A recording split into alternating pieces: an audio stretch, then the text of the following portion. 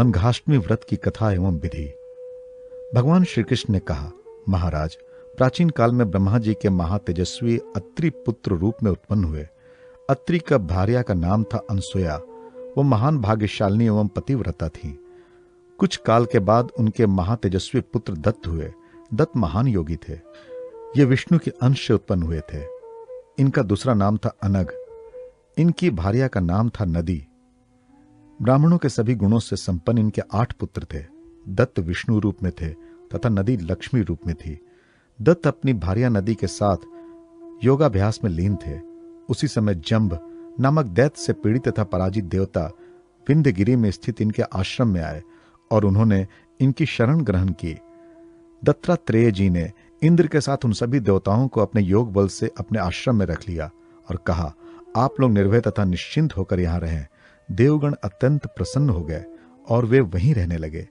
दैत्य समुदाय भी देवताओं को खोजते खोजते इसी आश्रम पर आ पहुंचा। वे क्रोध पूर्वक ललकार कर कहने लगे, इस मुनि की पत्नी को पकड़ लो और ये सारा आश्रम उजाड़ डालो।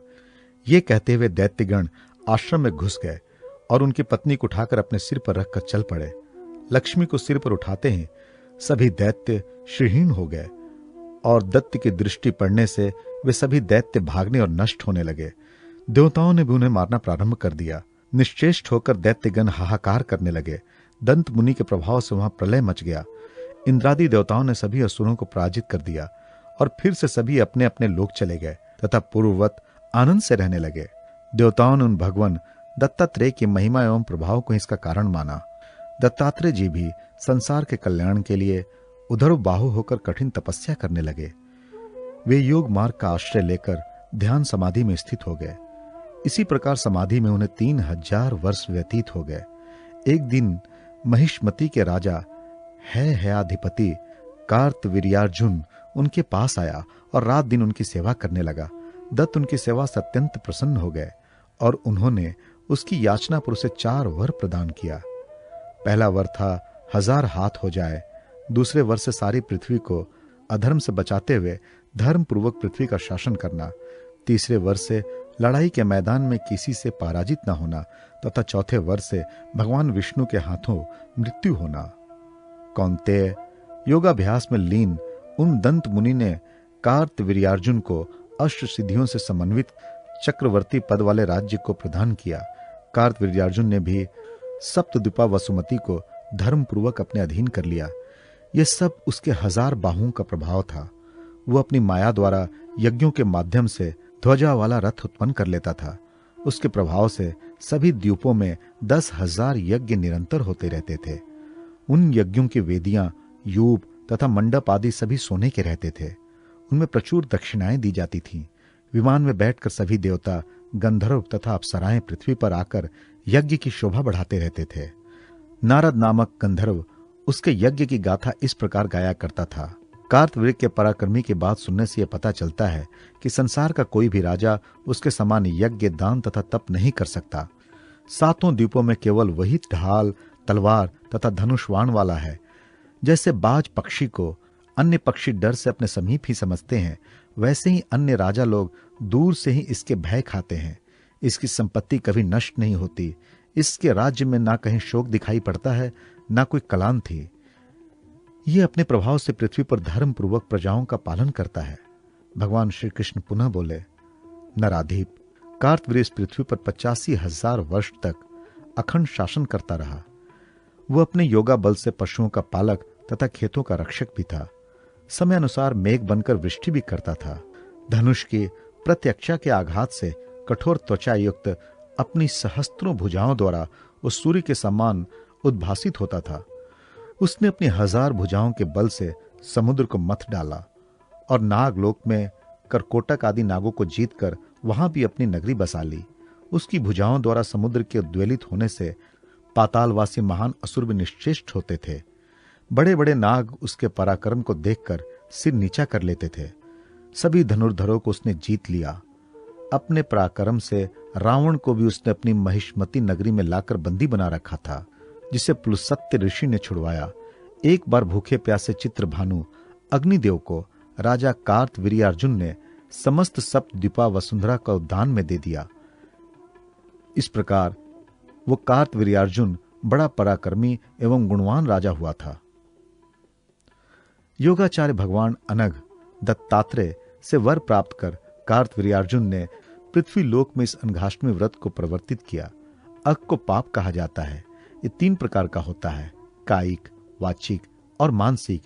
ये अनघाष्टमी त्रिविध पापों को नष्ट करने वाली है, इसलिए इसे अनघा कहते हैं। इस व्रत के प्रभाव से अष्टविध ऐश्वर्य, अणिमा, महिमा, प्राप्ति, प्राकाम्य, लघिमा, इशित्व, वशित्व तथा सर्व कामाओ साहिता प्राप्त कर लेना मानव विनोद ही है। महाराज युधिष्ठिर ने पूछा, पुंडरीकाक्ष, राजा कार्तवीर्यार्जुन के द्वारा प्रवर्तित यह अनघाष्टमी व्रत किन मंत्रों के द्वारा कब और कैसे किया जाता है, इसे आप बतलाने की कृपा करें। भगवान श्री कृष्ण ने कहा, राजन, इस व्रत की विधि इस प्रकार है। मार्गशीर्ष मास के कृष्ण पक्ष की अष्टमी को कुशों से स्त्री पुरुष की प्रतिमा बनाकर भूमि पर स्थापित करनी चाहिए। उनमें एक में सौम्य तथा शांति स्वरूप अनघ दत्तात्रेय की तथा दूसरे में अनघा लक्ष्मी की भावना करनी चाहिए और ऋग्वेद के विष्णु सूक्त से पूजा करनी चाहिए। पूजा में फल, कंद, श्रृंगार की सामग्री, बेर, विविध धान्य, विविध पुष्प का उपयोग करना चाहिए। दीपक जलाना चाहिए तथा ब्राह्मणों एवं बंधु बांधवों को भोजन कराना चाहिए। इस प्रकार पूजा करने वाला संपूर्ण पापों से मुक्त हो जाता है, लक्ष्मी प्राप्त करता है तथा भगवान विष्णु उस पर प्रसन्न हो जाते हैं। सोमाष्टमी व्रत विधान। भगवान श्री कृष्ण बोले, महाराज, अब मैं एक दूसरा व्रत बतला रहा हूं जो सर्वसम्मत, कल्याणप्रद एवं शिवलोक प्रापक है। शुक्ल पक्ष की अष्टमी के दिन यदि सोमवार हो तो उस दिन उत्साहित भगवान चंद्रचूड़ का पूजन करें। इसके लिए एक ऐसी प्रतिमा की स्थापना करनी चाहिए जिसका दक्षिण भाग शिव स्वरूप और वाम भाग उमा स्वरूप हो। अनंतर विधि पूर्वक उसे पंचामृत से स्नान कराकर उसके दक्षिण भाग में कपूर युक्त चंदन का उपलेपन करें, श्वेत तथा रक्त पुष्प चढ़ाएं और घृत में पकाए गए नैवेद्य का भोग लगाएं। 25 प्रज्वलित दीपकों से उमा सहित भगवान चंद्रचूड़ की आरती करें। उस दिन निराहार रहकर दूसरे दिन प्रातः इसी प्रकार पूजन संपन्न कर तिल तथा घी से हवन कर ब्राह्मणों को भोजन कराएं। यथाशक्ति सपत्निक ब्राह्मण की पूजा करें और पितरों का भी अर्चन करें। 1 वर्ष तक इस प्रकार व्रत करके एक त्रिकोण तथा दूसरा चौकोर मंडल बनाएं। त्रिकोण में भगवती पार्वती तथा चौकोर मंडप में भगवान शंकर को स्थापित करें।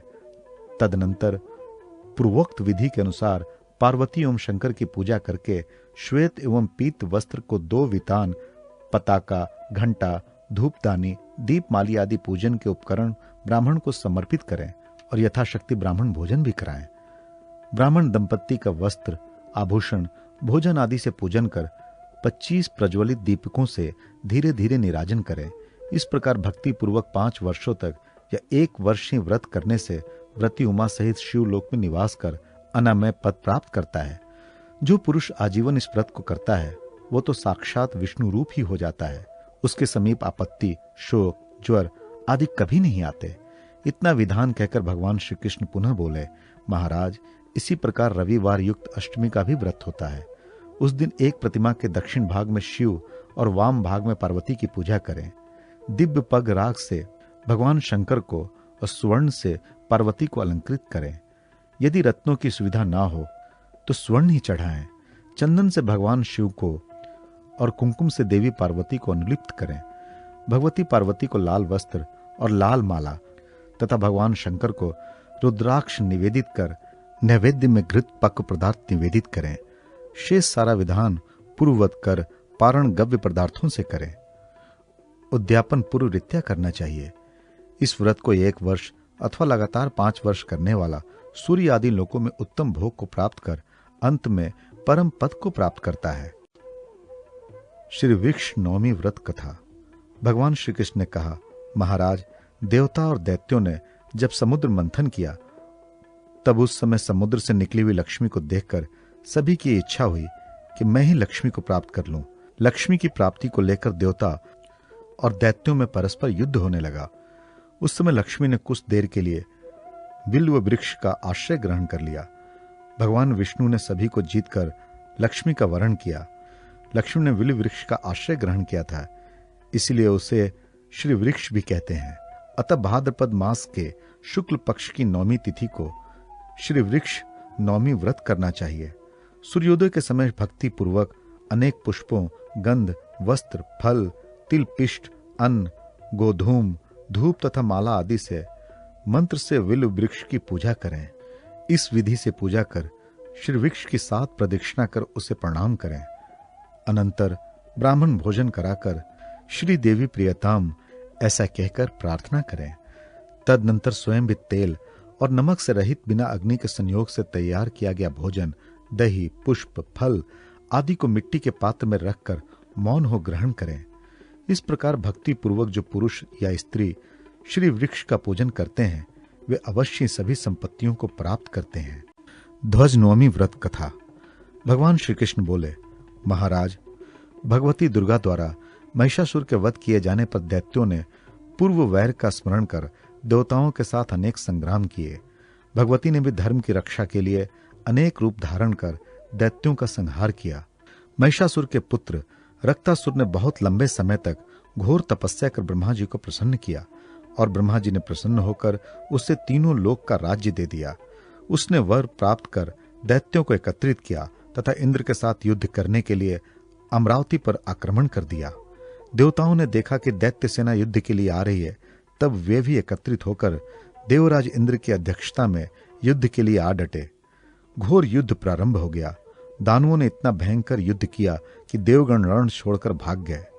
दैत्य रक्तासुर अमरावती को अपने अधीन कर राज्य करने लगा। देवगण वहां से भागकर क्रक्षत्रापुरी में गए, जहां भव वल्लभा दुर्गा निवास करती हैं। चामुंडा भी नव दुर्गा के साथ वहां विराजमान रहती हैं। वहां देवताओं ने महालक्ष्मी, नंदा, क्षेमकरी, शिवदूती, महारुंडा, भ्रामरी, चंद्रमंगला, रेवती और हरि सिद्धि इन 9 दुर्गाओं की भक्ति पूर्वक स्तुति करते हुए कहा, भगवती, इस घोर संकट से आप हमारी रक्षा करें। हमारे लिए अब दूसरा कोई भी अवलंब नहीं है। देवताओं की आर्तवाणी सुनकर 20 भुजाओं में विभिन्न आयुध धारण किए सिंहारूढ़ा 9 दुर्गा के साथ कुमारी स्वरूपा भगवती प्रकट हो गईं। तदनंतर परम पराक्रमी और ब्रह्मा जी के वरदान से अभिमानी अधम अब्रहाण्य प्रचंड दैत्यगण भी वहां आए, जिनमें इंद्रमारी, गुरुकेशी, प्रलंब, नरक, कुष्ठ, पुलोमा, शरभ, शंबर, दुदुन्भी, इलवल, नमूची, भौम, वातापी, धेनुक, कली, मायावृत, बलबंधु, कैटब, कालजीत, राहु, पौंड्र आदि दैत्य मुख्य थे। ये प्रज्वलित अग्नि के समान तेजस्वी विविध वाहनों पर आरूढ़ अनेक प्रकार के शस्त्र, अस्त्र और ध्वजाओं को धारण किए हुए थे। उनके आगे प्रणव, भेरी, गोमुख, शंख, डमरू, डिंडिम आदि बाजे बज रहे थे। दैत्यों ने युद्ध आरंभ कर दिया और भगवती पर शर, शूल, परिग, पट्टिश, शक्ति, तोमर, कुंत, शतघ्नि, गदा, मुदगर आदि अनेक आयुधों की वृष्टि करने लगे। भगवती भी क्रोध से प्रज्वलित हो दैत्यों का संहार करने लगी। उनके ध्वज आदि चिन्हों को बलपूर्वक छीनकर देवगणों को सौंप दिया। क्षण भर में उन्होंने अनंत दैत्यों का नाश कर दिया। रक्तासुर के कंठ को पकड़कर पृथ्वी पर पटककर त्रिशूल से उसका हृदय विदीर्ण कर दिया। बचे हुए दैत्यगण वहां से जान बचाकर भाग निकले। इस प्रकार देवकी की कृपा से देवताओं ने विजय प्राप्त कर करछत पुत्र में आकर भगवती का विशेष उत्सव मनाया। नगर तोरणों और ध्वजाओं से अलंकृत किया गया। राजन, जो नवमी तिथि को उपवास कर भगवती का उत्सव करता है तथा उन्हें ध्वज अर्पण करता है, वह अवश्य विजयी होता है। महाराज, अब इस व्रत की विधि सुनिए। पौष मास के शुक्ल पक्ष की नवमी तिथि को स्नान कर पूजा के लिए पुष्प अपने हाथ से चुने और उनसे सिंह वाहिनी कुमारी भगवती का पूजन करें। साथ ही विविध ध्वजाओं को भगवती के सम्मुख स्थापित करें और मालती पुष्प, धूप, दीप, नैवेद्य, गंध, चंदन, विविध फल, माला, वस्त्र, दधि एवं बिना अग्नि से सिद्ध विविध भक्ष्य भगवती को निवेदित करें एवं मंत्र को पढ़ें। फिर कुमारियों एवं देवी भक्त ब्राह्मणों को भोजन कराएं, क्षमा प्रार्थना करें, उपवास करें या भक्ति पूर्वक एक भुक्त रहें। इस प्रकार से जो पुरुष नवमी को उपवास करता है और ध्वजाओं से भगवती को अलंकृत कर उनकी पूजा करता है, उससे चोर, अग्नि, जल, राजा, शत्रु आदि का भय नहीं रहता। इस नवमी तिथि को भगवती ने विजय प्राप्त की थी। अतः ये नवमी इन्हें बहुत प्रिय है। जो नवमी को भक्ति पूर्वक भगवती की पूजा कर इन्हें ध्वजारोपण करता है, वो सभी प्रकार के सुखों को भोग कर अंत में वीर लोक को प्राप्त होता है। उल्का नवमी व्रत का विधान एवं फल। भगवान श्री कृष्ण बोले, महाराज, अब आप उल्का नवमी व्रत के विषय में सुने। आश्विन मास के शुक्ल पक्ष की नवमी को नदी में स्नान कर पितृ देवकी की विधि पूर्वक अर्चना करें। अनंतर गंध, पुष्प, धूप, नैवेद्य आदि से भैरव प्रिया चामुंडा देवी की पूजा करें। तदनंतर मंत्र से हाथ जोड़कर स्तुति करें। इसके बाद यथाशक्ति 7, 5 या 1 कुमारी को भोजन कराकर उन्हें नीला कंचुक आभूषण, वस्त्र एवं दक्षिणा आदि देकर संतुष्ट करें। श्रद्धा से भगवती प्रसन्न होती हैं। अनंतर भूमि का अभियोक्षण करें। तदनंतर गोबर का चौका लगाकर आसन पर बैठ जाएं। सामने पात्र रखकर जो भी भोजन बना हो सारा परोस लें। फिर एक मुट्ठी तृण और सूखे पत्तों को अग्नि से प्रज्वलित कर जितने समय तक प्रकाश रहे उतने समय में ही भोजन संपन्न कर ले। अग्नि के शांत होते ही भोजन करना बंद कर आचमन करें। चामुंडा के हृदय में ध्यान पूर्वक प्रसन्नता पूर्वक घर का कार्य करें। इस प्रकार प्रति मास व्रत कर वर्ष के समाप्त होने पर कुमारी पूजा करें तथा उन्हें वस्त्र, आभूषण, भोजन आदि देकर उनसे क्षमा याचना करें। ब्राह्मण को सुवर्ण एवं गौ का दान करें। हे पार्थ, इस प्रकार जो पुरुष उल्का नवमी का व्रत करता है उसे शत्रु, अग्नि, राजा, चोर, भूत, प्रेत, पिशाच आदि का भय नहीं होता एवं युद्ध आदि में उस पर शस्त्रों का प्रहार नहीं लगता। देवी चामुंडा उसकी सर्वत्र रक्षा करती हैं। इस उल्का नवमी व्रत को करने वाले पुरुष और स्त्री उल्का की तरह तेजस्वी हो जाते हैं। दशावतार व्रत कथा, विधान एवं फल। भगवान श्री कृष्ण कहते हैं, राजन, सतयुग के प्रारंभ में भृगु नामक एक ऋषि हुए थे। उनकी भार्या दिव्या अत्यंत पतिव्रता थीं। वे आश्रम की शोभा थीं और निरंतर गृह कार्य में संलग्न रहती थी। वे महर्षि भृगु की आज्ञा का पालन करती थीं। भृगु जी भी उनसे बहुत प्रसन्न रहते थे। किसी समय देवासुर संग्राम में भगवान विष्णु के द्वारा असुरों का महान भय उपस्थित हुआ। तब वे सभी असुर महर्षि भृगु के शरण में आए। महर्षि भृगु अपना अग्निहोत्र आदि कार्य अपनी भार्या को सौंपकर स्वयं संजीवनी विद्या को प्राप्त करने के लिए हिमालय के उत्तर भाग में जाकर तपस्या करने लगे। वे भगवान शंकर की आराधना कर संजीवनी विद्या को प्राप्त कर दैत्यराज बलि को सदा विजयी करना चाहते थे। इसी समय गरुड़ पर चढ़कर भगवान विष्णु वहां आए और दैत्यों का वध करने लगे। क्षण भर में ही उन्होंने दैत्यों का संहार कर दिया। भृगु की पत्नी दिव्या भगवान को शाप देने के लिए उद्यत हो गईं। उनके मुख से शाप निकलना ही चाहता था कि भगवान विष्णु ने चक्र से उनका सिर काट दिया। इतने में भृगु मुनि भी संजीवनी विद्या को प्राप्त कर वहां आ गए। उन्होंने देखा कि सभी दैत्य मारे गए हैं और ब्राह्मणी भी मार दी गई है। क्रोधांध हो भृगु ने भगवान विष्णु को शाप दे दिया कि तुम 10 बार मनुष्य लोक में जन्म लोगे। भगवान श्री कृष्ण ने कहा, महाराज, भृगु के शाप से जगत की रक्षा के लिए मैं बार बार अवतार ग्रहण करता हूं। जो लोग भक्ति पूर्वक मेरी अर्चना करते हैं वे अवश्य स्वर्गगामी होते हैं। महाराज युधिष्ठिर ने कहा, भगवान, आप अपने दशावतार व्रत का विधान कहिए। भगवान श्री कृष्ण बोले, महाराज, भाद्रपद मास के शुक्ल पक्ष की दशमी को सन्नितेंद्रिय हो नदी आदि में स्नान कर तर्पण संपन्न करें तथा घर आकर 3 अंजलि धान्य का चूर्ण लेकर घृत में पकाएं। इस प्रकार 10 वर्षों तक प्रतिवर्ष करें। प्रतिवर्ष क्रमशः पूरी, घेवर, कसार, मोदक, सुहालक, खंडवेष्टक, कोकरस, अपूप, कर्णवेष्ट तथा खंडक ये पकवान उस चूर्ण से बनाएं और उसे भगवान को नैवेद्य के रूप में समर्पित करें।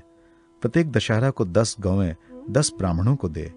नैवेद्य का आधा भाग भगवान के सामने रख दें, चौथाई ब्राह्मण को दें और चौथाई भाग पवित्र जलाशय पर जाकर बाद में स्वयं भी ग्रहण करें। गंध, पुष्प, धूप, दीप आदि उपचारों से मंत्र पूर्वक दशावतारों का पूजन करें। भगवान के 10 अवतारों के नाम इस प्रकार हैं: 1 मत्स्य, 2 कूर्म, 3 वराह, 4 नरसिंह, 5 त्रिविक्रम वामन, 6 परशुराम, 7 श्री राम, 8 श्री कृष्ण, 9 बुद्ध तथा 10 कल्कि। उसके बाद प्रार्थना करें, 10 अवतारों को धारण करने वाले सर्वव्यापी संपूर्ण संसार के स्वामी हे नारायण हरि, मैं आपकी शरण में आया हूं। हे देव, आप मुझ पर प्रसन्न हो। जनार्दन, आप भक्ति द्वारा प्रसन्न होते हैं। आप अपनी वैष्णवी माया को निवारित करें। मुझे आप अपने धाम में ले चलें। मैंने अपने को आपके लिए सौंप दिया है। इस प्रकार जो इस व्रत को करता है वो भगवान के अनुग्रह से जन्म मरण से छुटकारा प्राप्त कर लेता है और सदा विष्णु लोक में निवास करता है। आशा दशमी व्रत कथा एवं व्रत विधान। भगवान श्री कृष्ण बोले, पार्थ, अब मैं आपसे आशा दशमी व्रत कथा एवं उसके विधान का वर्णन कर रहा हूं। प्राचीन काल में निषद देश में नल नाम के राजा थे। उनके भाई पुष्कर ने दूत में जब उन्हें पराजित कर दिया, तब नल अपनी भार्या दमयंती के साथ राज्य से बाहर चले गए। वे प्रतिदिन एक वन से दूसरे वन में भ्रमण करते रहते थे। केवल जल मात्र से अपना जीवन निर्वाह करते थे और जन्म शून्य भयंकर वनों में घूमते रहते थे। एक बार राजा ने वन में स्वर्ण सी कांति वाले कुछ पक्षियों को देखा। उन्हें पकड़ने की इच्छा से राजा ने उनके ऊपर वस्त्र फैलाया, परंतु वे सभी उस वस्त्र को लेकर आकाश में उड़ गए। इससे राजा बड़े दुखी हो गए। वे दमयंती को गाढ़ निद्रा में देखकर उसे उसी स्थिति में छोड़कर चले गए। दमयंती ने निद्रा से उठकर देखा तो नल को ना पाकर वह उस घोर वन में हाहाकार करते हुए रोने लगी। महान दुख और शोक से संतप्त होकर वह नल के दर्शनों की इच्छा से इधर उधर भटकने लगी। इसी प्रकार कई दिन बीत गए और भटकते हुए वो चेदी देश में पहुंची। वहां वो उन्मत्त सी रहने लगी। छोटे छोटे शिशु उसे कौतुकवश घेरे रहते थे। किसी दिन मनुष्यों से घिरी हुई उसे चेदी देश की राजा की माता ने देखा। उस समय दमयंती चंद्रमा की रेखा के समान भूमि पर पड़ी हुई थी। उसका मुखमंडल प्रकाशित था। राजमाता ने उसे अपने भवन में बुलाकर पूछा, वरानने, तुम कौन हो? इस पर दमयंती ने लज्जित होते हुए कहा, मैं सरंधनी हूं। मैं न किसी के चरण धोती हूं और न किसी की उभिष्ट भक्षण करती हूं। यहां रहते हुए कोई मुझे प्राप्त करेगा तो वह आपके द्वारा दंडनीय होगा। देवी, इस प्रतिज्ञा के साथ मैं यहां रह सकती हूं। राजमाता ने कहा, ठीक है, ऐसा ही होगा। तब दमयंती ने वहां रहना स्वीकार किया और इसी प्रकार कुछ समय व्यतीत हुआ। और फिर एक ब्राह्मण दमयंती को उसके माता पिता के घर ले आया, पर माता पिता तथा भाइयों का स्नेह पाने पर भी पति के बिना वो अत्यंत दुखी रहती थी। एक बार दमयंती ने एक श्रेष्ठ ब्राह्मण को बुलाकर उससे पूछा, हे ब्राह्मण देवता, आप कोई ऐसा दान एवं व्रत बतलाएं जिससे मेरे पति मुझे प्राप्त हो जाए। इस पर उस बुद्धिमान ब्राह्मण ने कहा, भद्रे, तुम मनोवांछित सिद्धि प्रदान करने वाले आशा दशमी व्रत को करो। तब दमयंती ने पुराण वेता उस दमन नामक पुरोहित ब्राह्मण के द्वारा ऐसा कहे जाने पर आशा दशमी व्रत का अनुष्ठान किया। उस व्रत के प्रभाव से दमयंती ने अपने पति को पुनः प्राप्त किया। युधिष्ठिर ने पूछा, हे गोविंद, यह आशा दशमी व्रत किस प्रकार और कैसे किया जाता है? आप सर्वज्ञ हैं, आप इसे बतलाएं। भगवान श्री कृष्ण बोले, हे राजन, इस व्रत के प्रभाव से राजपुत्र अपना राज्य, कृषक खेती, वाणिज्य व्यापार में लाभ, पुत्रार्थी पुत्र तथा मानव धर्म, अर्थ एवं काम की सिद्धि प्राप्त करते हैं। कन्या श्रेष्ठ वर प्राप्त करती है। ब्राह्मण निर्विघ्न यज्ञ संपन्न कर लेता है। रोगी रोग से मुक्त हो जाता है और पति के चिर प्रवास हो जाने पर स्त्री उसे शीघ्र ही प्राप्त कर लेती है। शिशु के दंत जनित पीड़ा में भी इस व्रत से पीड़ा दूर हो जाती है और कष्ट नहीं होता। इसी प्रकार अन्य कार्यों की सिद्धि के लिए इस आशा दशमी व्रत को करना चाहिए। जब भी जिस किसी को कोई कष्ट पड़े उसकी निवृत्ति के लिए इस व्रत को करना चाहिए। यह आशा दशमी व्रत किसी भी मास के शुक्ल पक्ष की दशमी को किया जाता है। इस दिन प्रातःकाल स्नान करके देवताओं की पूजा कर रात्रि में पुष्प, अलक तथा चंदन आदि से 10 आशा देवियों की पूजा करनी चाहिए। घर के आंगन में जौ से अथवा पिष्ठा तक से पूर्वादि 10 दिशाओं के अधिपतियों की प्रतिमाओं को उनके वाहन तथा अस्त्र शस्त्रों से सुसज्जित कर उन्हें ही इंद्री आदि दिशा देवियों के रूप में मानकर पूजन करना चाहिए। सबको घृत पूर्ण नैवेद्य, पृथक पृथक दीपक तथा ऋतुफल आदि समर्पित करना चाहिए। इसके अनंतर अपने कार्य की सिद्धि के लिए प्रार्थना करनी चाहिए। हे आशा देवियों, मेरी आशाएं सदा सफल हो, मेरे मनोरथ पूर्ण हो, आप लोगों के अनुग्रह से मेरा सदा कल्याण हो। इस प्रकार विधिवत पूजा कर ब्राह्मण को दक्षिणा प्रदान कर प्रसाद ग्रहण करना चाहिए। इसी क्रम में प्रत्येक मास में इस व्रत को करना चाहिए। जब तक अपना मनोरथ पूर्ण ना हो जाए तब तक इस व्रत को करना चाहिए। अनंतर उद्यापन करना चाहिए। उद्यापन में आशा देवियों की सोने, चांदी अथवा पिष्टातक से प्रतिमा बनाकर घर के आंगन में उनकी पूजा करके ऐन्द्री, आग्नेय, याम्या, नैऋतृति, वारुणी, वायव्या, सौम्या, ईशानी, अध तथा ब्राह्मी, इन 10 आशा देवियों, दिशा देवियों से अभीष्ट कामनाओं की सिद्धि के लिए प्रार्थना करनी चाहिए। साथ ही नक्षत्रों, ग्रहों, तारा ग्रहों, नक्षत्र मात्रकाओं, भूत प्रेत विनायकों से भी अभिष्ट सिद्धि के लिए प्रार्थना करनी चाहिए। पुष्प, फल, धूप, गंध, वस्त्र आदि से उनकी पूजा करनी चाहिए। सुहागनी स्त्रियों को नृत्य गीत आदि के द्वारा रात्रि जागरण करना चाहिए। प्रातःकाल विद्वान ब्राह्मणों को सब कुछ पूजित पदार्थ निवेदित कर देना चाहिए और उन्हें प्रणाम कर क्षमा याचना करनी चाहिए। अनंतर बंधु बांधवों एवं मित्रों के साथ प्रसन्न मन से भोजन करना चाहिए। हे पार्थ, जो इस आशा दशमी व्रत को श्रद्धापूर्वक करता है उसके सभी मनोरथ पूर्ण हो जाते हैं। ये व्रत स्त्रियों के लिए विशेष श्रेयस्कर है। तारक द्वादशी के प्रसंग में राजा कुशध्वज की कथा तथा व्रत विधान। महाराज युधिष्ठिर ने कहा, भगवान, मैं बहुत बड़ा पातकी हूँ। भीष्म, द्रोण आदि महात्माओं का मैंने वध किया। आप कृपा कर कोई ऐसा उपाय बताएं जिससे मैं इस वध रूपी पाप समूह से छुटकारा पा सकूं। भगवान श्री कृष्ण बोले, महाराज, प्राचीन काल में विदर्भ देश में एक बड़ा प्रतापी कुशध्वज नामक राजा रहता था। किसी दिन वह मृगया के लिए वन में गया। वहां उसने मृग के धोखे में एक तपस्वी ब्राह्मण को बाण से मार दिया। मरने के बाद उस पाप से उसे भयंकर रौरव नरक की प्राप्ति हुई। फिर वह बहुत दिनों तक नरक की यातना भोग कर भयंकर सर्प योनि में गया। सर्प योनि में भी उसने पाप किया। इस कारण उसे सिंह योनि प्राप्त हुई। इस प्रकार उसने कई निंद योनियों में जन्म लिया और हर योनि में वो पाप कर्म करता रहा। उस कर्म विपाक से उसे कष्ट भोगना पड़ता था। चूंकि उसने पूर्व जन्म में तारका द्वादशी का व्रत किया था, अतः उस व्रत के प्रभाव से इन पाप योनियों से वह जल्दी जल्दी मुक्त होता रहता था। अंत में पुनः वह विदर्भ देश का धर्मात्मा राजा हुआ। वह भक्ति पूर्वक तारका द्वादशी का व्रत किया करता था। उसके प्रभाव से बहुत समय तक निष्कंटक राज्य कर मरने पर उसने विष्णु लोक को प्राप्त किया। राजा युधिष्ठिर ने पूछा, कृष्णचंद्र, इस व्रत को किस प्रकार करना चाहिए? भगवान श्री कृष्ण ने कहा, राजन, मार्गशीर्ष मास के शुक्ल पक्ष की द्वादशी को तारका द्वादशी व्रत करना चाहिए। प्रातः काल नदी आदि में स्नान, तर्पण, पूजन आदि संपन्न कर सूर्यास्त तक हवन करता रहे। सूर्यास्त होने पर पवित्र भूमि के ऊपर गोमय से ताराओं सहित एक सूर्य मंडल का निर्माण करें। उस आकाश में चंदन से ध्रुव को भी अंकित करें।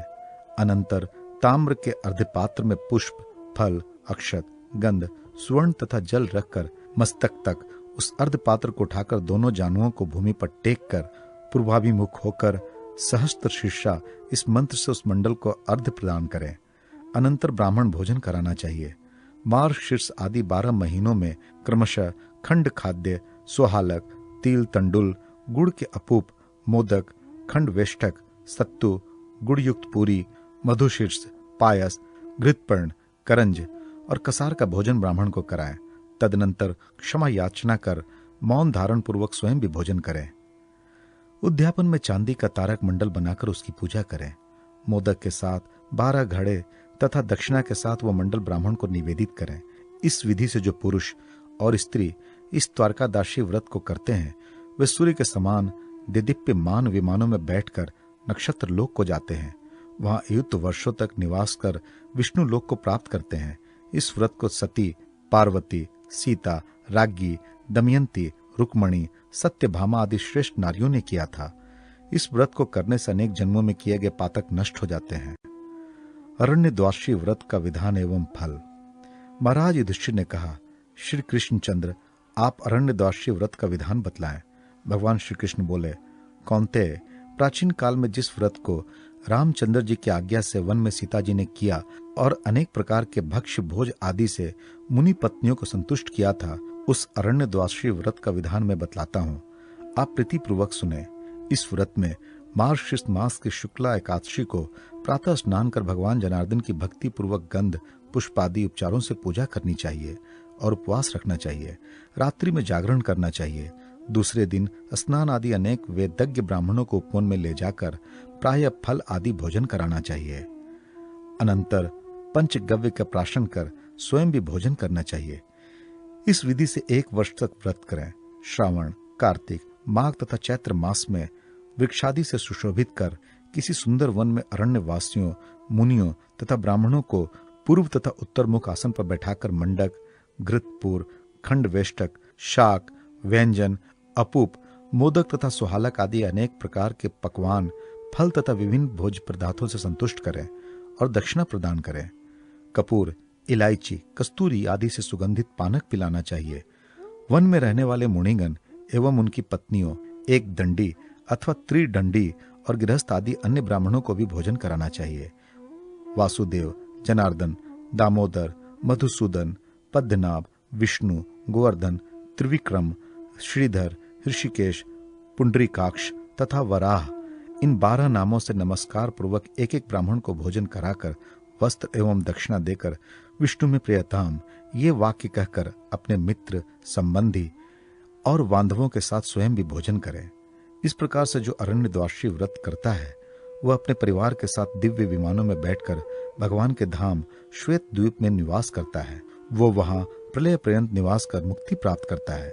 यदि कोई स्त्री भी इस व्रत का आचरण करती है तो वो भी संसार के सभी सुखों का उपभोग कर भगवान की कृपा से पति लोक को प्राप्त करती है। रोहिणी चंद्र व्रत तथा अवियोग व्रत का विधान। महाराज युधिष्ठिर ने पूछा, भगवान, वर्षा काल में आकाश नीले मेघ से आच्छादित हो जाता है। मोर चारों ओर मीठी मीठी बोली बोलने लगते हैं। मेढकों की ध्वनि भी बड़ी सुहावनी लगती है। इस समय कुलीन स्त्रियां किसको अर्घ्य दें तथा कौन सा सत्कर्म करें और वे किस तिथि में कौन सा व्रत करें, आप इसका वर्णन करें। भगवान श्री कृष्ण ने कहा, महाराज, श्रेष्ठ स्त्रियों को इस समय रोहिणी चंद्र व्रत का पालन करना चाहिए। श्रावण मास के शुक्ल पक्ष की एकादशी को पवित्र होकर सर्वौषधि मिश्रित जल से स्नान करें। अनंतर उड़द के आटे की 100 इंदुरिका और 5 घृत मोदक बनाएं। सभी सामग्रियों को लेकर उत्तम जलाशय पर जाएं और उसके तट पर गोबर से मंडल की रचना करें। उसमें रोहिणी के साथ चंद्रमा को अंकित कर गंध, पुष्प, धूप, दीप, अक्षत, नैवेद्य आदि से उनकी अर्चना करें और उनकी प्रार्थना करें। अनंतर सौम्य में प्रियताम तथा देवी रोहिणी से प्रियताम ऐसा कहते हुए पूजन द्रव्य ब्राह्मण के लिए निवेदित कर दें।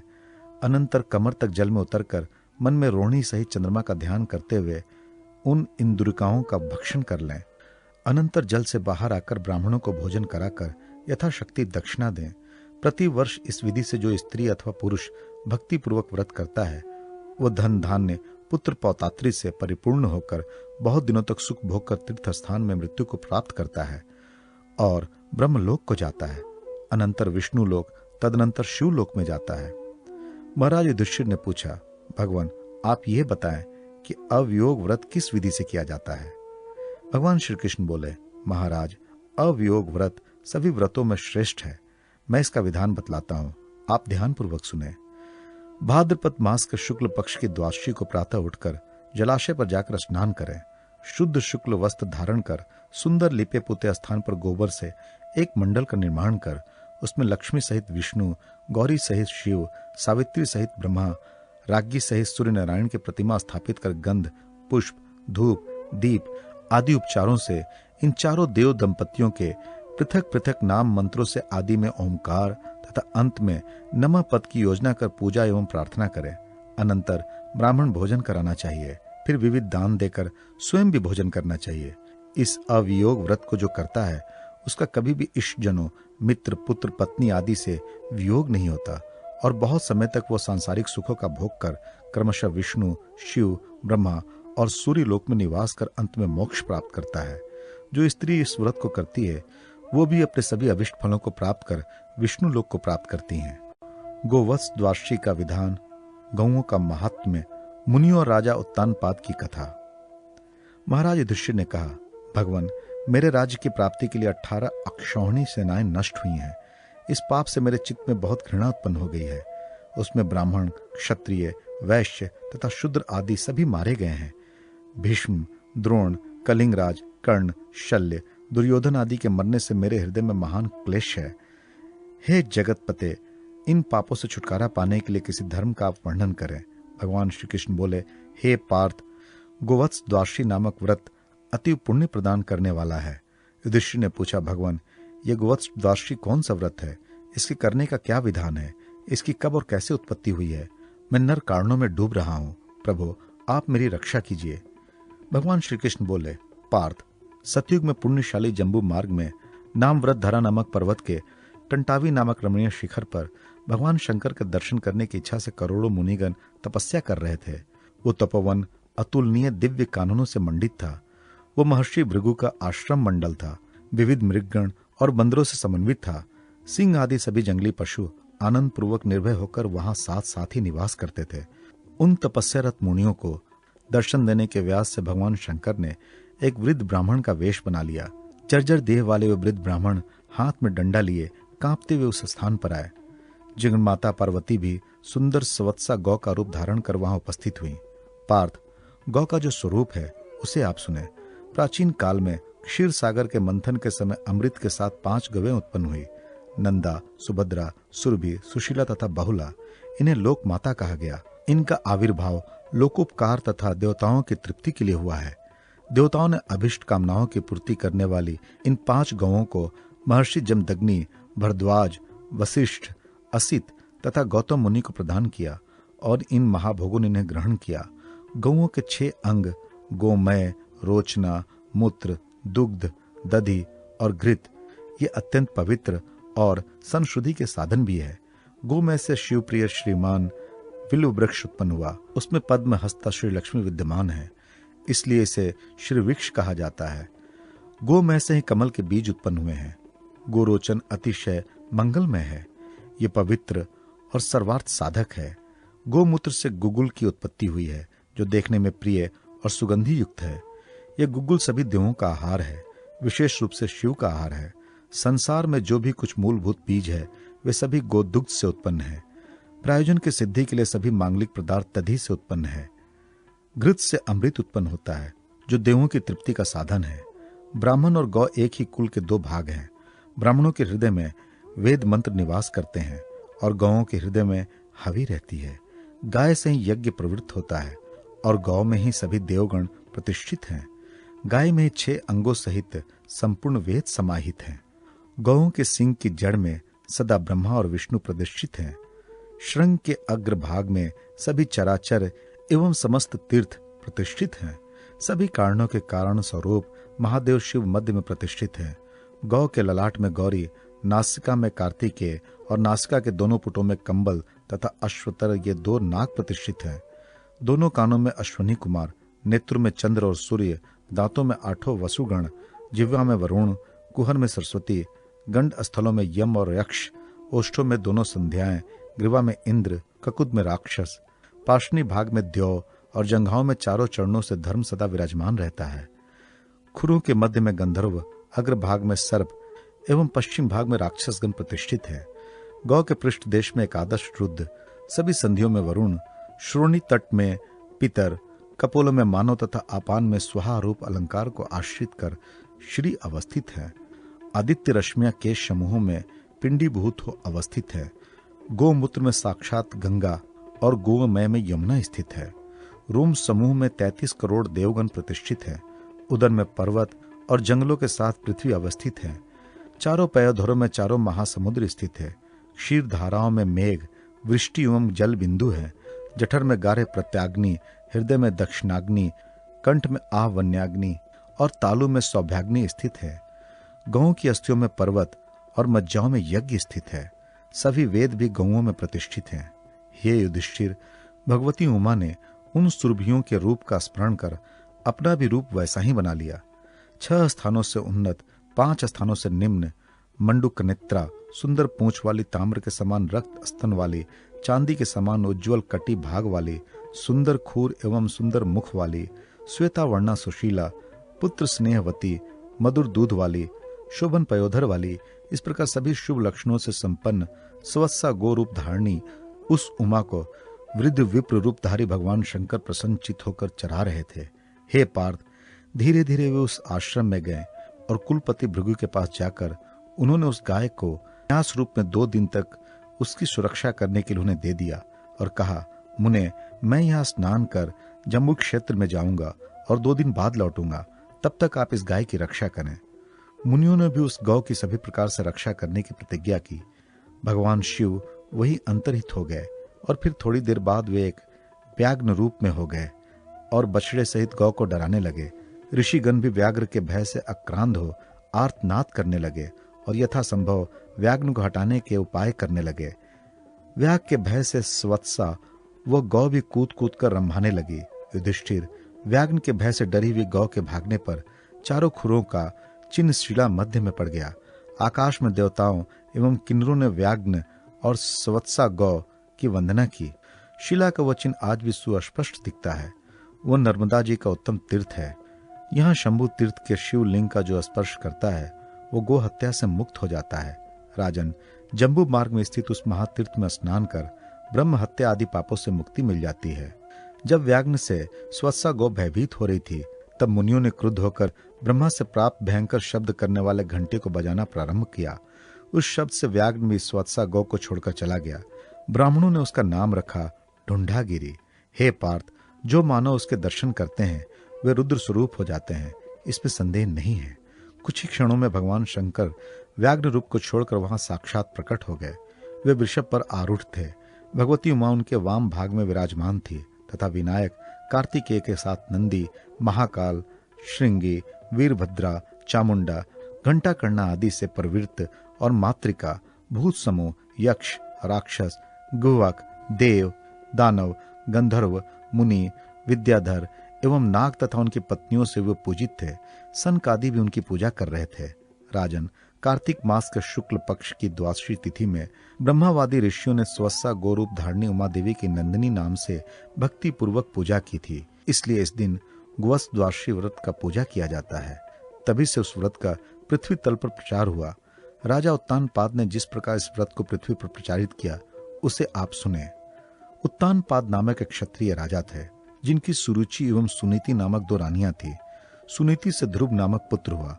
सुनीति ने अपने उस पुत्र को सुरुचि को सौंप दिया और कहा, हे सखी, तुम इसकी रक्षा करो, मैं सदा स्वयं सेवा में तत्पर रहूंगी। सुरुचि सदा गृह कार्य संभालती और पतिव्रता सुनीति सदा पति की सेवा करती थी। सपत्नी द्वेष के कारण किसी समय क्रोध और मात्सर्य से सुरुचि ने सुनीति के शिशु को मार डाला, किंतु वह तत्क्षण ही जीवित होकर हंसता हुआ मां की गोद में स्थित हो गया। इसी प्रकार सुरुचि ने कई बार यह कुकृत्य किया, किंतु वह बालक बार बार जीवित हो उठता। उसको जीवित देखकर आश्चर्यचकित हो सुरुचि ने सुनीति से पूछा, देवी, यह कैसी विचित्र घटना है और यह किस व्रत का फल है? तुमने किस हवन या व्रत का अनुष्ठान किया है जिससे तुम्हारा पुत्र बार बार जीवित हो जाता है? क्या तुम्हें मृत संजीवनी विद्या सिद्ध है? रत्न, महारत्न या कौन से विशिष्ट विद्या तुम्हारे पास है? ये सत्य सत्य बताओ। सुनीति ने कहा, बहन, मैंने कार्तिक मास की द्वादशी के दिन गोवत्स व्रत किया है। उसी के प्रभाव से मेरा पुत्र पुनः पुनः जीवित हो जाता है। जब जब मैं उसका स्मरण करती हूँ वो मेरे पास ही आ जाता है। प्रवास में रहने पर भी इस व्रत के प्रभाव से पुत्र प्राप्त हो जाता है। इस गोवत्स द्वादशी व्रत के करने से हे सुरुचि, तुम्हें भी सब कुछ प्राप्त हो जाएगा और तुम्हारा कल्याण होगा। सुनीति के कहने पर सुरुचि ने भी इस व्रत का पालन किया, जिससे उसे पुत्र, धन तथा सुख प्राप्त हुआ। सृष्टिकर्ता ब्रह्मा ने सुरुचि को उसके पति उत्तानपाद के साथ प्रतिष्ठित कर दिया और आज भी वो आनंदित हो रही है। 10 नक्षत्रों से युक्त ध्रुव आज भी आकाश में दिखाई देते हैं। ध्रुव नक्षत्र को देखने से सभी पापों से विमुक्ति हो जाती है। युधिष्ठिर ने कहा, हे भगवान, इस व्रत की विधि बताएं। भगवान श्री कृष्ण बोले, हे कुरुश्रेष्ठ, कार्तिक मास में शुक्ल पक्ष की द्वादशी को संकल्प पूर्वक श्रेष्ठ जलाशय में स्नान कर पुरुष या स्त्री एक समय ही भोजन करे। अनंतर मध्याह्न के समय वत्स समन्वित गौ की गंध, पुष्प, अक्षत, कुंकुम, अलक्तक, दीप, उड़द के बड़े पुष्पों तथा पुष्पमालाओं द्वारा मंत्र से पूजा करें। इस प्रकार पूजा कर गौ को ग्रास प्रदान करें और मंत्र से गौ का स्पर्श करते हुए प्रार्थना एवं क्षमा याचना करें। इस प्रकार गौ की पूजा कर जल से उसका प्रयोक्षण करके भक्ति पूर्वक गौ को प्रणाम करें। उस दिन तवा पर पकाया हुआ भोजन ना करें और ब्रह्मचर्य पूर्वक पृथ्वी पर शयन करें। इस व्रत के प्रभाव से व्रती सभी सुखों को भोगते हुए अंत में गौ के जितने रोए हैं उतने वर्षों तो गोलोक में वास करता है, इसमें संदेह नहीं है। देवशयनी एवं देवोत्थानी द्वादशी व्रतों का विधान। भगवान श्री कृष्ण बोले, राजन, अब मैं गोविंद शयन नामक व्रत का वर्णन कर रहा हूँ और कटिदान, समुत्थान एवं चातुर्मास्य व्रत का भी वर्णन करता हूँ, उसे आप सुने। युधिष्ठिर ने पूछा, महाराज, ये देवशयन क्या है? जब देवता सो जाते हैं तब संसार कैसे चलता है? देव क्यों सोते हैं और इस व्रत का विधान क्या है, इसे कहें। भगवान श्री कृष्ण ने कहा, भगवान सूर्य के मिथुन राशि में आने पर भगवान मधुसूदन की मूर्ति को शयन करा दें और तुला राशि में सूर्य के जाने पर पुनः भगवान जनार्दन को शयन से उठाएं। अधिमास आने पर भी यही विधि है। अन्य प्रकार से ना तो हरि को शयन कराएं और ना उन्हें निद्रा से उठाएं। आषाढ़ मास के शुक्ल पक्ष की देवशयनी एकादशी को उपवास करें। भक्तिमान पुरुष शुक्ल वस्त्र से आच्छादित तकिए से युक्त उत्तम शैया पर पीतांबरधारी सौभ्य, शंख, चक्र, गदाधारी भगवान विष्णु को शयन कराएं। इतिहास एवं पुराण वेता विष्णु भक्त पुरुष दही, दूध, शहद, घी और जल से भगवान की प्रतिमा को स्नान कराकर गंध, धूप, कुंकुम तथा वस्त्रों से अलंकृत कर मंत्र से प्रार्थना करें। हे जगन्नाथ, आपके सो जाने पर यह सारा जगत सुप्त हो जाता है और आपके जग जाने पर संपूर्ण चराचर जगत प्रबुद्ध हो जाता है। महाराज, इस प्रकार भगवान विष्णु की प्रतिमा को शैया पर स्थापित कर उसी के सम्मुख वाणी पर नियंत्रित रखने का और अन्य नियमों का व्रत ग्रहण करें। वर्ष के 4 मास तक देवादिदेव के शयन और उसके बाद उत्थापन की विधि कही गई है। राजन, इस व्रत के त्यागने एवं ग्रहण करने योग्य पदार्थों के अलग अलग नियमों को आप सुने। गुड़ का परित्याग करने से व्रती अगले जन्म में मधुर वाणी वाला राजा होता है। इसी प्रकार 4 मास तक तेल का परित्याग करने वाला सुंदर शरीर वाला होता है। कटु तेल का त्याग करने से उसके शत्रुओं का नाश होता है। महुए के तेल त्याग करने से अतुल सौभाग्य की प्राप्ति होती है। पुष्प आदि के भोग का परित्याग करने से स्वर्ग में विद्याधर होता है। इन 4 मासों में जो योग का अभ्यास करता है वह ब्रह्म पद को प्राप्त करता है। कड़ुआ, खट्टा, तीता, मधुर, क्षार, कषाय आदि रसों का जो त्याग करता है वह वै रूप और दुर्गति को कभी भी प्राप्त नहीं होता।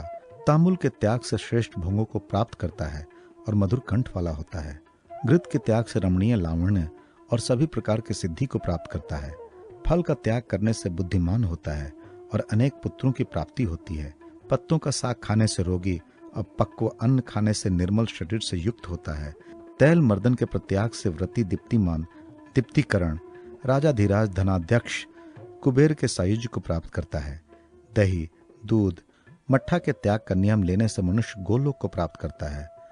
अस्थाली पाक का परित्याग करने पर इंद्र का अतिथि होता है। ताप पक वस्तु के भक्षण का नियम लेने पर दीर्घायु संतान की प्राप्ति होती है। पृथ्वी पर शयन का नियम लेने से विष्णु का भक्त होता है। हे धर्म नंदन, इन वस्तुओं के परित्याग से धर्म होता है। नख और केशों के धारण करने पर, प्रतिदिन गंगा स्नान करने पर एवं मौन व्रती रहने पर उसकी आज्ञा कोई भी उल्लंघन नहीं कर सकता। जो सदा पृथ्वी पर भोजन करता है वह पृथ्वी पति होता है। ओम नमो नारायणाय इस अष्टाक्षर मंत्र का निराहार रहकर जप करने एवं भगवान विष्णु के चरणों की वंदना करने से गोदान जन्य फल प्राप्त होता है। भगवान विष्णु के चरणोदक के संस्पर्श से मनुष्य कृतकृत्य हो जाता है। चातुर्मास में भगवान विष्णु के मंदिर में उपलेपन और अर्चना करने से मनुष्य कल्प पर्यंत स्थायी राजा होता है, इसमें संशय नहीं है। स्तुति पाठ करता हुआ जो 100 बार भगवान विष्णु की प्रदक्षिणा करता है एवं पुष्पमाला आदि से पूजा करता है वह हंस युक्त विमान के द्वारा विष्णु लोक को जाता है। विष्णु संबंधी गान और वाद्य करने वाला गंधर्व लोक को प्राप्त होता है। प्रतिदिन शास्त्र चर्चा से जो लोगों को ज्ञान प्रदान करता है वह व्यास रूपी भगवान के रूप में मान्य होता है और अंत में विष्णु लोक को जाता है। नित्य स्नान करने वाला मनुष्य कभी नरकों में नहीं जाता। भोजन को संयम करने वाला मनुष्य पुष्कर क्षेत्र में स्नान करने का फल प्राप्त करता है। भगवत संबंधी लीला नाटक आदि का आयोजन करने वाला अप्सराओं का राज्य प्राप्त करता है।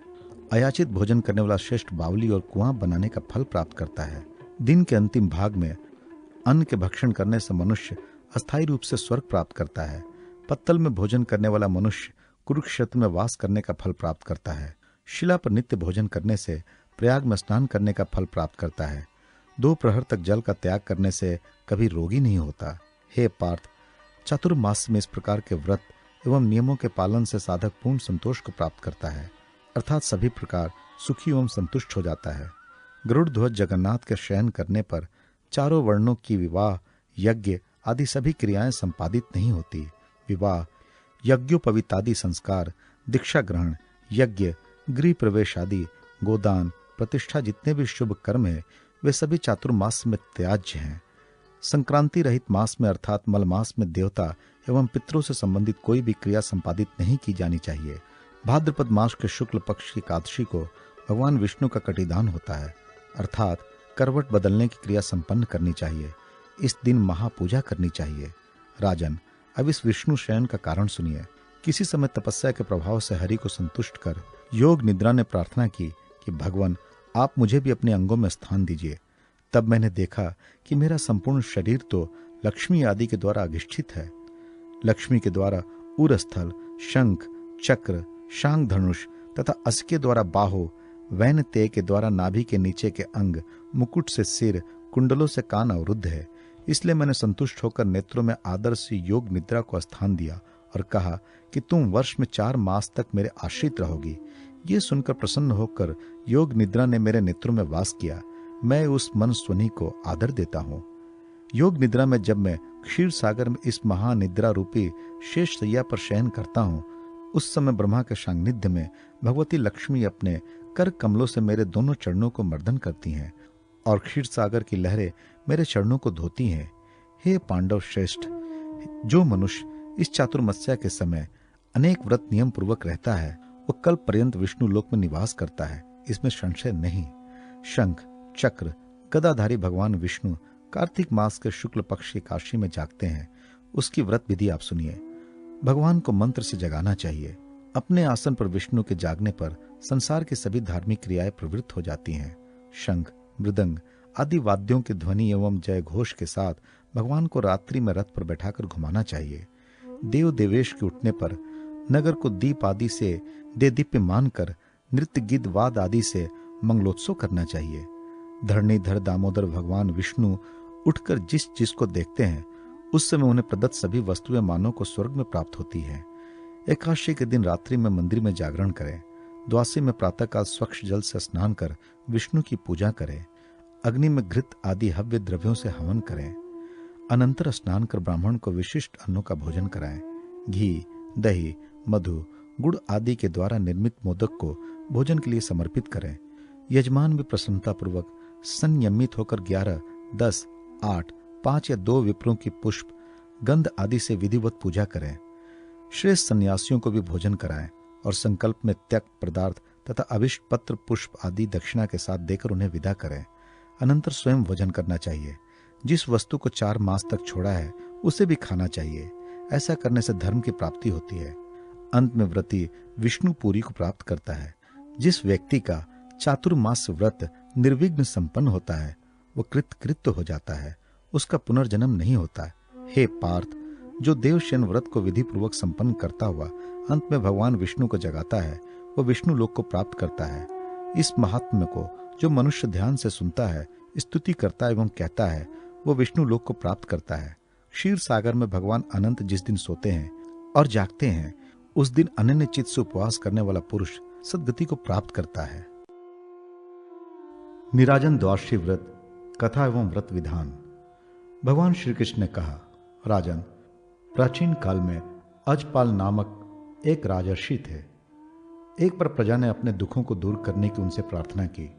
तब उन्होंने इस पर गंभीरतापूर्वक विचार किया और फिर निराजन शांति का अनुष्ठान किया। राजन, आपको उस व्रत की विधि बतलाता हूं।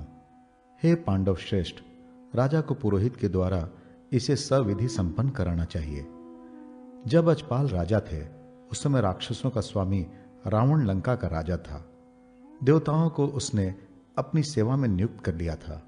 रावण ने चंद्रमा को छत्र, इंद्र को सेनापति, वायु को धूल साफ करने वाला, वरुण को जल सेवक, कुबेर को धन रक्षक, यम को शत्रु को संयत करने वाला तथा राजेंद्र मनु को मंत्रणा के लिए नियुक्त किया। मेघ उसकी इच्छानुसार शीतल मंद वृष्टि करते थे। ब्रह्मा के साथ सप्त ऋषिगण नित्य उसकी शांति की कामना करते रहते थे। रावण ने गंधर्वों को गान के लिए, अप्सराओं को नृत्य गीत के लिए, विद्याधरों को वाद्यकारी के लिए, गंगादी नदियों को जलपान कराने के लिए, अग्नि को गार्हपत्य कार्य के लिए, विश्वकर्मा को अन्न संस्कार के लिए तथा यम को शिल्प आदि कार्यों के लिए नियुक्त किया और दूसरे राजागण नगर की सेवा के विधान में तत्पर रहते थे। रावण ने ऐसा अपना प्रभाव देखकर अपने प्रशस्ति नामक प्रतिहार से कहा, यहां मेरी सेवा के लिए कौन आया है? प्रणाम कर निशाचर ने कहा, प्रभु, कुकुत्सत, मानधाता, धुंधुमार, नल, अर्जुन, ययाति, नहुष, भीम, राघव, विदुरथ, ये सभी तथा अन्य बहुत से राजा आपकी सेवा के लिए यहाँ आए हुए हैं, किंतु राजा अजपाल आपकी सेवा में नहीं आया है। रावण ने क्रुद्ध होकर शीघ्र ही धूम्राक्ष नामक राक्षस से कहा, धूम्राक्ष, जाओ और जाकर अजपालों को मेरी आज्ञा के अनुसार यह सूचना दो कि तुम आकर मेरी सेवा करो, अन्यथा तलवार से तुमको मैं मार डालूंगा। रावण के ऐसा कहने पर धूम्राक्ष गरुड़ के साथ तेज गति से उसकी रमणीय नगरी में गया और राजकुल में पहुंचा। धूम्राक्ष ने रावण के द्वारा कही गई बातें उसे सुनाई, किंतु अजपाल ने धूम्राक्ष के आक्षेप पूर्वक अन्य कारणों को कहते हुए लौटा दिया। तदनंतर ज्वर को बुलाकर राजा ने कहा, तुम लंकेश्वर रावण के पास जाओ और वहां यथोचित कार्य संपन्न करो। अजपालक के द्वारा नियुक्त मूर्तिमान ज्वर वहां गया और उसने सभी गणों के साथ बैठे हुए राक्षसपति को प्रकंपित कर दिया। रावण ने उस परम भयंकर ज्वर को आया जानकर कहा कि अजपाल राजा वहीं रहे, मुझे उसकी जरूरत नहीं है। उसी बुद्धिमान राजर्षि अजपाल के द्वारा यह शांति प्रवर्तित हुई है। यह शांति सभी उपद्रवों को दूर करने वाली है, सभी रोगों को नष्ट करने वाली है। कार्तिक मास के शुक्ल पक्ष की द्वादशी तिथि में सायंकाल भगवान विष्णु के जग जाने के बाद ब्राह्मणों के द्वारा विष्णु का हवन करें। एरंड वृक्षों से प्राप्त तेलयुक्त दीपकों से भगवान विष्णु का धीरे धीरे निराजन करें। पुष्प, चंदन, अलंकार, वस्त्र एवं रत्न आदि से उनकी पूजा करें। साथ ही लक्ष्मी, चंडिका, ब्रह्मा, आदित्य, शंकर, गौरी, यक्ष, गणपति, ग्रह, माता पिता तथा नाग सभी का निराजन करें। गौ, महिष आदि का भी निराजन करें। घंटा आदि वाद्यों को बजाएं। गौं का सिंदूर आदि से तथा चित्र विचित्र वस्तु से श्रृंगार करें और बछड़ों के साथ उनको ले चलें और उनके पीछे गोपाल भी ध्वनि करते चलें। मंगल ध्वनि से युक्त गौ के निराजन उत्सव में घोड़ों आदि को भी ले चले। अपने घर के आंगन को राज चिन्हों से सुशोभित कर पुरोहितों के साथ मंत्री, नौकर आदि को लेकर राजा शंख, तुरही आदि के द्वारा एवं गंध, पुष्प, वस्त्र, दीप आदि से पूजा करें। पुरोहित शांति रस्तु, समृद्धि रस्तु ऐसा कहते रहे।